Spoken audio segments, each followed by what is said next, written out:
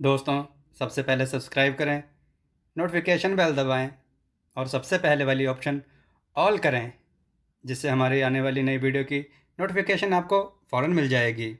जय श्री राम भक्तों सुबह के वीडियो में जो हमने आपसे प्रश्न पूछा था कि एक अक्षौहिणी सेना में कितने सिपाही या कितने सैनिक होते हैं, तो उसका उत्तर है एक अक्षौहिणी सेना में रथ होते हैं 21,870 और हाथियों की संख्या 21,870, घुड़सवार सैनिकों की संख्या 65,610 और पैदल सैनिकों की संख्या 1,09,350। चलिए भक्तों, कथा की ओर चलते हैं। आज की कथा है राजा को बुद्धिमान मंत्री की है तलाश। एक नगर में शेर सिंह नाम का राजा राज्य करता था। उसका एक दीवान मोहन सिंह था। मोहन सिंह काफी बूढ़ा हो गया था। वह बहुत दिनों से राजा की सेवा करता, उसको हर काम में अपनी जानकारी देता था। उसने राजा से कहा, राजा, अब मैं बूढ़ा हो गया हूँ, अब मुझसे ये काम नहीं संभाला जाता।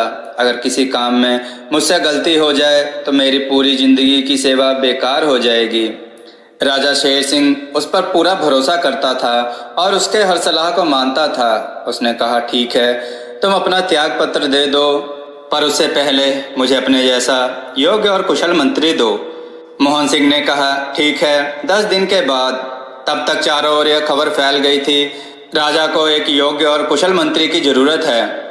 जो इस पद के योग्य हो वह 1 महीने के लिए राजमहल में रुकेंगे और 1 महीने तक उनकी परीक्षा ली जाएगी। जो लोग मंत्री पद के लिए आएंगे वह भले ही ज्यादा पढ़े लिखे ना हों, परंतु वह बुद्धिमान साहसी हों, तभी वह राजा को उचित सलाह दे सकेंगे और राज्य का कार्यभार संभाल सकेंगे। राजा शेर सिंह के यहाँ मंत्री बनने का सपना बहुत लोग देख रहे थे।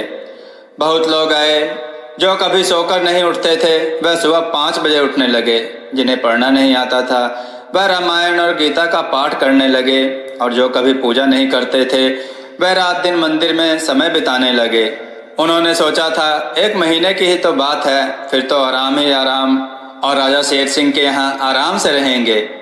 मंत्री मोहन ने सबको महल में रुकने की व्यवस्था की और कहा, 1 महीने तक हर काम पर नजर रखी जाएगी और तुम्हें हर चीज में अपनी सलाह देनी होगी।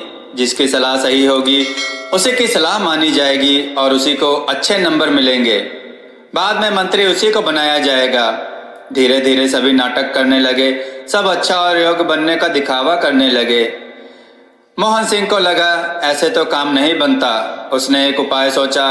उसने कहा कि आज शाम को निशानेबाजी का एक मैच हो। जो सबसे दूर और सबसे सही निशाना लगाएगा वही मंत्री चुना जाएगा। यह खबर सुनकर सारे उम्मीदवार गए, क्योंकि सबको शतरंज और कबड्डी ही आती थी। निशानेबाजी तो किसी ने सीखी ही नहीं थी। सारे उम्मीदवार शाम को खेल के मैदान में पहुंच गए। किसी भी उम्मीदवार से सही निशाना नहीं लग रहा था और सबके सब थक गए। मैच का कोई परिणाम नहीं निकला। जहां मैच हो रहा था वहीं पर कुछ दूरी पर एक नाला था। नाले पर पुल नहीं था। जो भी आता था उसे नाला पैदल पार करना पड़ता था। एक गरीब किसान अपनी गाड़ी में सामान भरकर बाहर निकलने की कोशिश कर रहा था। उसकी गाड़ी नाले में फंस गई। वह नाला इतना गंदा था कि कोई भी वहां नहीं जा रहा था। उसने सारे मंत्री बनने वाले उम्मीदवारों को देखा, पर डर के मारे कोई मदद के लिए नहीं गया। उनमें से एक व्यक्ति ने हिम्मत की, लेकिन वह भी काफी थका था। फिर भी उसने उस बूढ़े किसान की सहायता की और उसकी गाड़ी बाहर निकलवाई। किसान बोला, बेटा, तुम जिस काम के लिए आए हो उसमें तुम्हें सफलता मिले। उस किसान की शक्ल मोहन सिंह से मिलती थी। मानो ऐसा लग रहा था जैसे वही किसान के वेश में इन सारे उम्मीदवारों की परीक्षा लेने आया हो। अगले दिन सुबह राजमहल में मंत्री मोहन ने कहा कि आज तुम सब में से एक मंत्री पद के लिए चुना जाएगा और राजा के साथ रहेगा। राजा के साथ उसको उचित सलाह देना और उसे उचित साध्य संभालने में सहायता करेगा। सब एक दूसरे की तरफ देखने लगे। मंत्री मोहन ने विजय नाम के एक आदमी की ओर इशारा करते हुए कहा कि यही मंत्री बनेगा, क्योंकि यह भी बहुत थका था, चोट भी लगी थी, लेकिन फिर भी इसने उस बूढ़े किसान की सहायता की जो मुसीबत में था।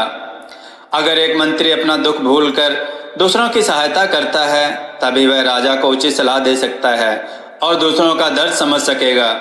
सबने विजय के लिए तालियां बजाई और राजा शेर सिंह को विजय का मंत्री मिल गया। भक्तों, आपको यह कथा कैसी लगी?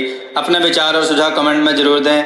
हमारी कथाओं को लाइक करें, हमारे चैनल को सब्सक्राइब करना ना भूलें। हमारी कथाओं को शेयर जरूर करें, जिससे लोगों को अच्छा ज्ञान प्राप्त हो। जय श्री राम भक्तों।